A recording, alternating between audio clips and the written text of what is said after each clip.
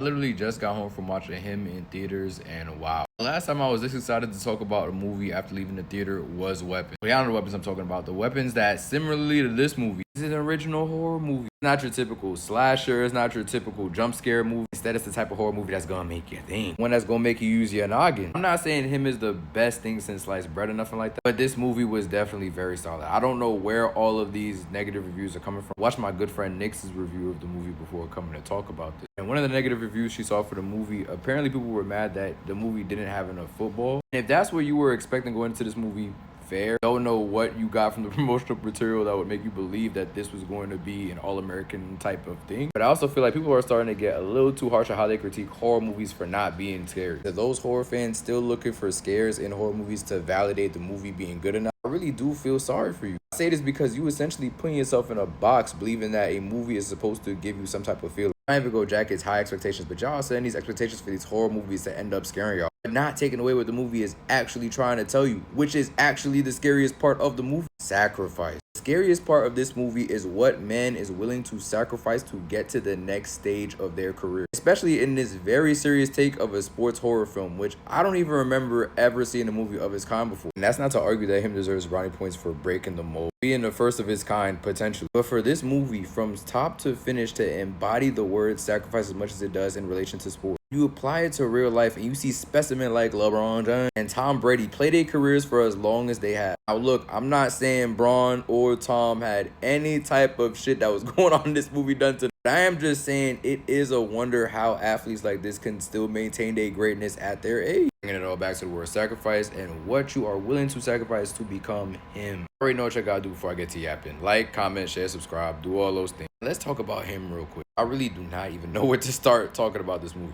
Before I get into it, I guess I'll just say, for y'all who are hesitant about seeing this movie still, I probably should save this for the end, but nonetheless, go see this movie. Go watch this movie for yourself to get a valid opinion of it for yourself. Don't listen to any of these reviews because this movie was not that bad. We had War of the Worlds drop this year, for crying out loud. This is by far not the worst movie of this year, I promise you. If you were considering watching it, just go see it. On a day like today where you could pay like $7 for the movie ticket. You see, I did that shit. I'll start by talking about the thing that everybody laments this movie for being, and that's a visual masterpiece, as well as an acting masterclass between these two brothers right here. First of all, Marlon Wayans with his MTV Cribs ass crib he got. My boy is not just in the middle of nowhere, he's in the middle of nowhere with luxury. Well, I guess it's not all glitz and glamour because he does have these crazy fans that are definitely not cultists outside his crib that can just sneak into his crib whenever they want to. So there is that. But outside of the crib, the visuals of this movie are just so immaculate. You get to see niggas bones breaking, the skeletal system of these characters upon contact of damn near any kind, and then just little things like the close-ups in this movie. I feel like there's no close-up in this movie that's taken for granted. Every stitch they put in this man's head, every injection they give him on his road to greatness, even all the early shots before he even meets Marlon Wayans' character, where he's going through these internal motions on whether or not he actually wants to be the GOAT like he says he does. If he actually is willing to go down the path that it's going to take to become like Isaiah White, or if he just wants to be a regular nigga that's good at football. With everybody in his corner encouraging him to go ahead and be the GOAT, be Timothy Chalamet, him Zell Washington, him Kardashian, him Jordan. When I tell you, as I was taking notes for this movie, I capitalized every time I wrote him in my notes. I want to get into some of the acting in this movie. Everybody else is just kind of there. Nobody really has a bad performance in my opinion per se, but these two had some acting performances in this damn movie. Now, for me personally, Marlon Wayans is the star of this movie for sure. That is in no way meant to disrespect my man Tyreek Withers. Shout out to you. You killed it in this movie too. I'm about to talk about you in a second. But Marlon Wayans, Jesus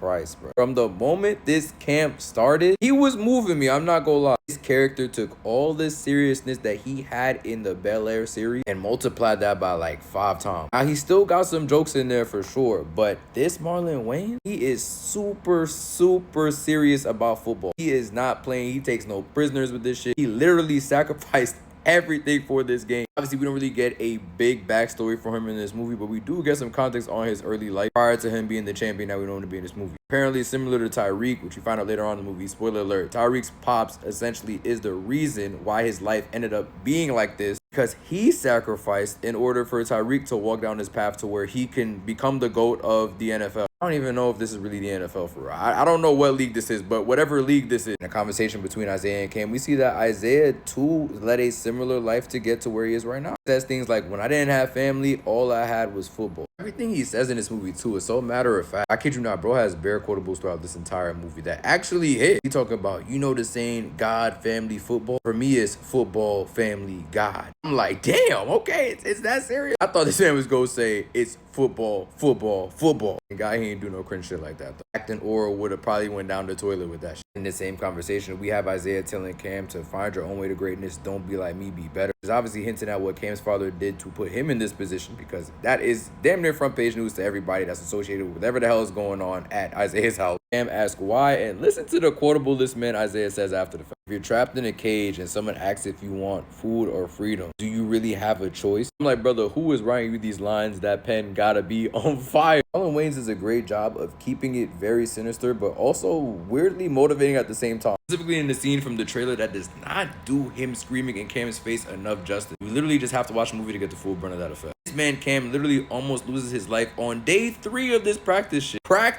Cam starts to get hesitant, and Zay is like, yo, this shit is not a game, bro. Cam like, I don't think this is a game, and that's when Zay yells in his face, well, what are you willing to sacrifice? When Cam responded how he did, I feel like I wanted to get out there and throw a couple footballs. You know what I'm saying? It just felt so motivated. And then you can see what Cam goes on to do right after this. And then they celebrating over bro's crippled body. I think I want to mention about this movie too. These free agents that were getting introduced, are these just willing sacrifices for Cam's greatness, for the success of this cult? Obviously, you know the cult is a generational thing. The GOAT, the original GOAT, I guess they have his blood, and they've been passing this blood down from generation to generation to generation to generation. My anime fans, think about it like My Hero Academia and One for All. Are these free agents just a means to a greater good for the league, for this cult? Like, Jesus Christ, so much dark shit going on in this movie. If you're a fan of the theories behind the darkness in these leagues, your Illuminati, your conspiracy, your masonry, then you're definitely going to be a fan of this movie. It does not hold back any punches when introducing this shit. You could really feel it from the get-go, but the movie slowly but surely gets you to that point. By the time you get there, it's like not hidden. You literally already know what's about to happen. You just don't know how it's going to be executed, and the way they execute this shit, Jesus Christ. Think of the elite of the elite of the elite of the elite. One Piece fans, think about the Gorosei. And I'm really only saying that to y'all who don't really believe much in those type of conspiracy theories. Y'all who do, y'all know game already. I think that's a perfect segue to go over to Tyreek Withers' character in Cam. And I really did feel for everything this brother was going through in this movie. It really hit me hard when he was having that one interview, and I think it was day 5. I talked to the reporter, and he was just talking about his last conversation with his dad. How it was the last time that he seen him, and that he basically told him he didn't really want to do this football shit no more, which left his dad so heartbroken. So much so that just a few months later, this man died. He literally died of heartbreak, huh? Damn, that shit crazy.